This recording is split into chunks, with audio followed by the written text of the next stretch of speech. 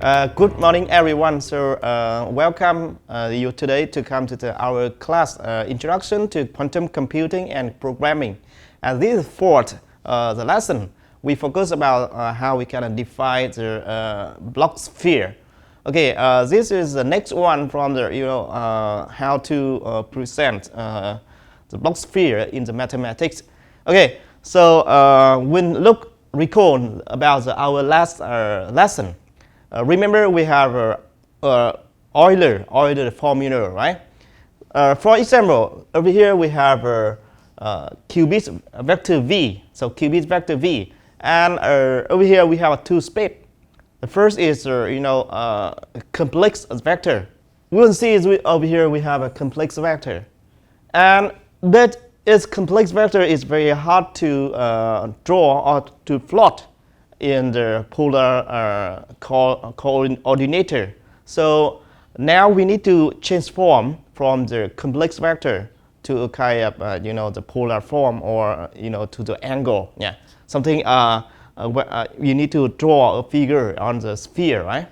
So that's have the other kind of the formula is called the Euler. This is Euler.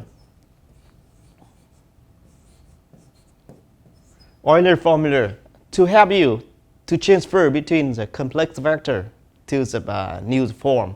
And if you see over here the complex vector, you can transfer from this one to the this part. So to transfer to the cos and the sin. Yeah.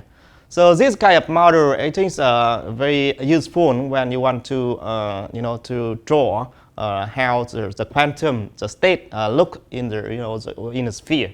Okay, so today we will look more detail how we can represent the vector, yeah, in the the quantum space. So okay, here is how we recall from the last lesson. We transfer from the the complex vector to the new form via the Euler formula. So and to make sure we can transfer to the angle, so we split the two parts. First is you can transfer to the Euler formula to this part, and the second this is kind of the constant. Yeah, the constant. And after you multiply this value, so you can have this kind of value, right? Yeah. So over here, if you see in this part, you have two parts, and this I, yeah. So two part we have real, yeah, we have real, and we have the other is called the imaginary, yeah. So after after you have that kind of formula, so you can try to match the value for x, the value after you multiply. So we can see x0, yeah, x0 equal to this constant. So you can see, yeah, this one x0, yeah, and this is x1, yeah. So you can see, yes, after we can select the value for x0, x1, x2, and x3. So we have the new formula is called half map. Yes, half map. Yeah. This guy, I think this formula I suggest you remember, because this is very important. Half map is the main goal for half map is transfer between the vector, the complex vector, to the new form, and can help you to draw the quantum state. So if you see, after we have this kind of complex vector, right, and after you transform via the half map, so you can see we have a three value. Yeah, three value. So in practice, so you can draw. Yeah, you can draw like this, x, y, or z, or this is y, this is z, something like this. Because before, if we place the values in the complex vector we cannot plot. But now we have a, after we transform this hop map, we can have x, y, z, and we can draw something value over here. Yeah. So you can point the value. Okay. So over here, based on the map, the quantum vector v can map to the new values, and can represent into three the value x, y, and z. So that is the main function for the hop map.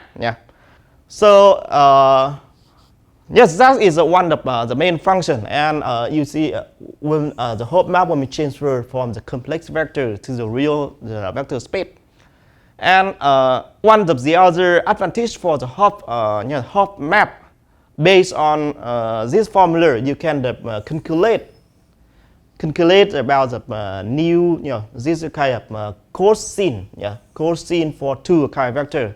You multiply to the angle, or you subtraction, or you addition for two the angle. So in cos and sin, you can calculate, and that is this one you can calculate from the hop map. And okay, look, let us see how to do that. Okay. So okay, in hop map we have x, right? This one in from hop map, and x equal to 2. This one, okay, and you can replace x1. This is about x0, right? And we have x2. We have x2. So x2. This is x2. A2, x3, and x1. Yeah. So based on the hop, the map based on this kind of value, so you can multiply. For example, you can say x0 multiply x2. So it's equal to this one multiply with sin theta over 2, right? So you can see, this value sin theta over 3, and after you multiply this one, and actually you can total, you change to this one, and you see we have this value, right? This value is same, and this value is same. This value is same, right? So you can move this one to the outside, right? Move outside, and you can multiply the total in the inside for this part and this part. And okay, and based on our formula, this formula you can see, right? So if we, this one is equal to the sin theta, right? This one. So okay, that is this one. Actually, based on this kind of formula, you can check back how why this kind of value cos alpha, minus beta equal to this one, because you compare, you compare, and based on the previous this kind of formula, so you can calculate about the final value and this part. So you can see after you calculate about, so we have x equal to the sin theta and cos phi. So that is one part for for the host maps. And the similar, we hop map we have a 3 part. So currently we have x. So what about the y and the z? So we will go to the next one. If you see, so in hop map, so we have a y equal to this one. So similar, you can have this one is x0 and x1, and we have x3, x2, and x3. So similar, you can replace the value over here to this kind of formula, so you can calculate the total. Okay, this part I think we can go quickly because this only try to replace the value, and you can calculate by yourself very easy. Yeah, and apply some formula like this one based on the list before. Okay, so now after we transfer use the Hopf map, we transfer to the Bloch sphere. So we can plot, we can plot to the to the polar form. This one is based on the angle. Before we do, we have the complex vector, so we cannot draw in this kind of sphere.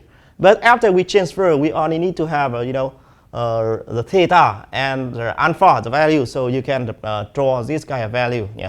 So you can see the quantum vector v. So over here we can represent in polar form. And some of the formula to calculate this one is you can check how this one is polar after you transfer with the Hopf map. Hopf map. So it's similar like previous one. And okay, so the main point over here for this lesson teach you how you can use the Hopf map to transform between the complex vector to the new form to represent the Bloch sphere, and to help you to draw in the sphere.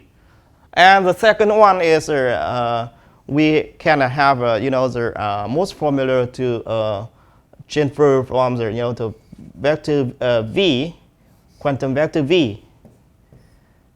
We have x0, x1, I, and x2 plus x3, I. So you can transfer to the code and scene. Code and scene.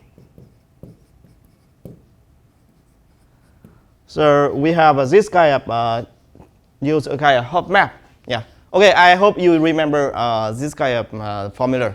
Thank you, everyone.